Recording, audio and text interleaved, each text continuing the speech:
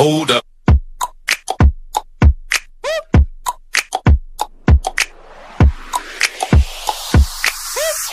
Yo, what's up mga ka-adventure? Welcome back again mga ka-adventure. By the way mga ka-adventure, bago ang lahat, shoutout muna sa ating mga new subscriber. So yun na nga mga ka-adventure, siguro nakikita na ninyo ang balita ngayon about ni Leo Francis Marcos na hinuli siya ng NBI at pinatungan siya ng mga iba-ibang klaseng mga kaso. So ngayon, ano yung masasabi nyo mga ka-adventure? Siguro maraming nalulungkot ngayon. Lalo na sa mga subscriber o sa mga nag-idolize ni Leo Francis Marcos. By the way, aaminin ko, idol ko rin si Leo Francis Marcos dahil sa mga ginagawa niyang pagtulong sa ating mga kababayang Pilipino. Ako po'y masaya na nakikita ko sa social media na marami siyang mga tao na tinutulungan. So wala akong kontra tungkol doon dahil nakikita ko naman talaga maraming sumaya at marami siyang natulungan. So, ngayon, ang ating tinatawag na idol ngayon ay kinasuhan sa mga patong-patong na kaso. So, ano yung masasabi natin ngayon, mga ka-adventure? Kung sa aking sarili, kung ako ang magsabi, wala akong pakialam dahil nakikita ko naman kung ano yung mga nagawang kabutihan ni Leo Francis Marcos sa mga kumukontra, sa mga nagawa ng paraan para makulong si Leo Francis Marcos. Isa lang yung masasabi ko sa amin na mga tagasunod ni Francis Leo Marcos, wala kaming pakialam kung piki ba siya ng Marcos o ano ba siyang klase na tao o kriminal ba siya, dahil sa panahon ngayon na ito nga, sa krisis na yun na panahon na ito, ay nakatulong si Francis Leo Marcos. So ngayon, kung nagagalit kayo sa tao dahil siya ay isang criminal, dahil siya ay lumabag sa batas, so buti pa nga yung tao na kriminal sa panahon na ito ay nakatulong. O kayo na mga matino o kayo na mga mayaman na matino, nakatulong ba kayo sa mga Pilipinong mga Pilipino ngayon na naghirap? Siguro wala naman kayong naitulong. So ngayon, gumawa pa kayo ng paraan para makulong si Leo Francis Marcos.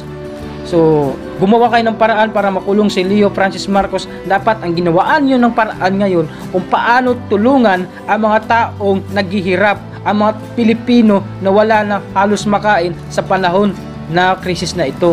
Yun ang hirap ngayon eh. Maraming mga inggitero, wala namang nagawa, kundi puro inggit lang kayo. Nakatulong ba kayo sa sambayan ng Pilipino? Wala namang kayong nagawa eh. Wala namang kayong tulong na nagawa. Sinisiraan nyo ang tao. Ibig yung tao na iyan ay makatulong sa mga Pilipinong naghihirap ngayon. Pero ano yung pinaggagawa nyo? Gumagawa kayo ng paraan para yung tao ay masira yung pangalan, para yung tao ay makulong. Siguraduhin lang ninyo na yung mga paratang ninyo ay totoo yan. Dahil pag hindi yan totoo, yari kayo sa mga tao tinutulungan ni Leo Francis Marcos. So, siguraduhin lang ninyo na yung mga bintang nyo kay Francis Leo Marcos ay may katotohanan. Dahil pag wala, yari kayo sa bandang huli. Baka magsisi kayo.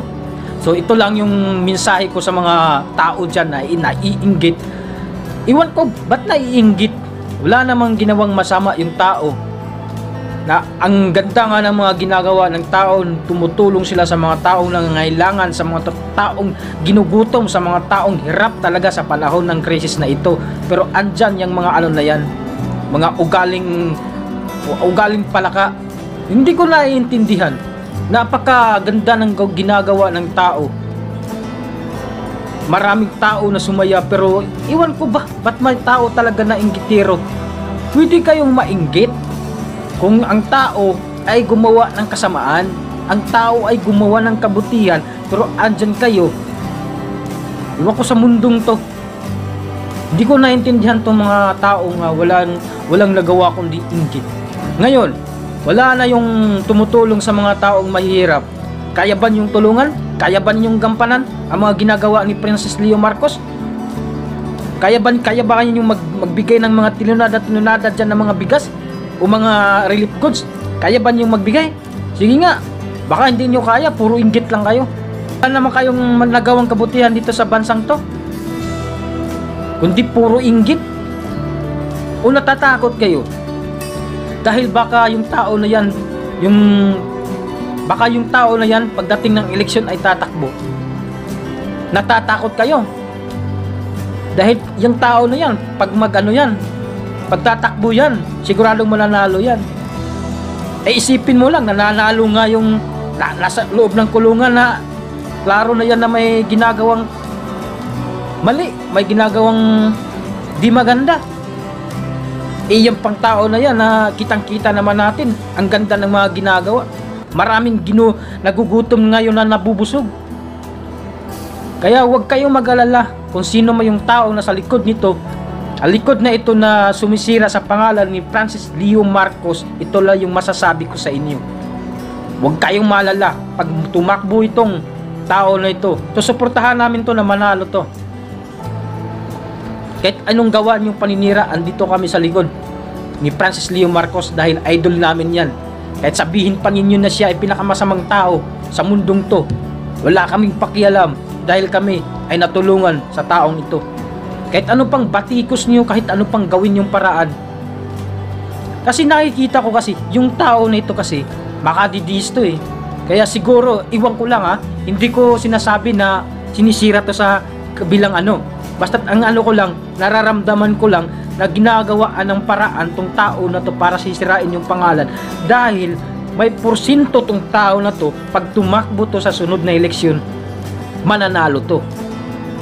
Dahil sa dami ng followers na tong tao na to, kahit tingnan mo dyan sa Facebook, sa YouTube channel niya, maraming tao na nagpapalo. Siguro natatakot tong mga gunggong na ito, mga hinayupak na to, na tumakbo to at manalo. Yun ba kinatakutan nyo kaya sinisiraan nyo? Isang tao na lumapit, kung nakita nyo sa video, lumapit siya, sabi niya, totoo ka ba na Marcos? Ano bang nun? Ano bang connection nun kung hindi siya Marcos? Kung hindi siya Marcos, wala kaming pakialam kung hindi siya Marcos. Papansin tong tao na to eh. Wala kaming pakialam kung hindi totoong Marcos yan. Basta ito lang yung masasabi namin. Sa ganda ng ginagawa niya, saludo kami sa kanya. Susuportahan namin siya hanggang sa dulo. Kahit man may mga mali siyang nagawa o isa man siyang kriminal, wala kaming pakialam dahil nagpapasalamat pa rin kami dahil sa kabutihan na binigay niya.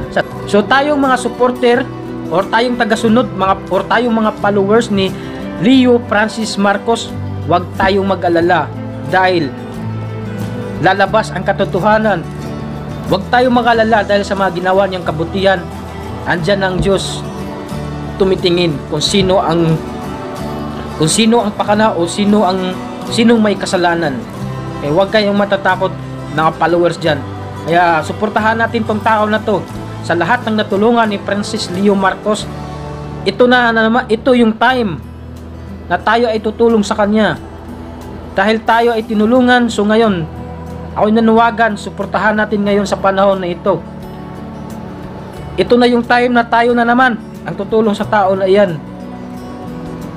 Kaya ako nanawagan sa mga taong natulungan, suportahan natin sa panahon na ito dahil ang ating idol, ang ating idolo ay naiipit ngayon. Huwag natin siyang hayaan sa ere. Ito yung time na makatulong tayo, makabawi man lang sa kanyang ginagawa na kabutihan sa ating mga Pilipinong naghihirap. Kaya kayong mga yung nasa likod, kung sino man yung nasa likod na gumawa ng paninira kay Leo Francis Marcos, humanda kayo pagka mapatunayan na wala siyang kasalanan, baka sa bandang huli kayo ang makulong. So hanggang dito na lang mga ka-adventure. Maraming salamat.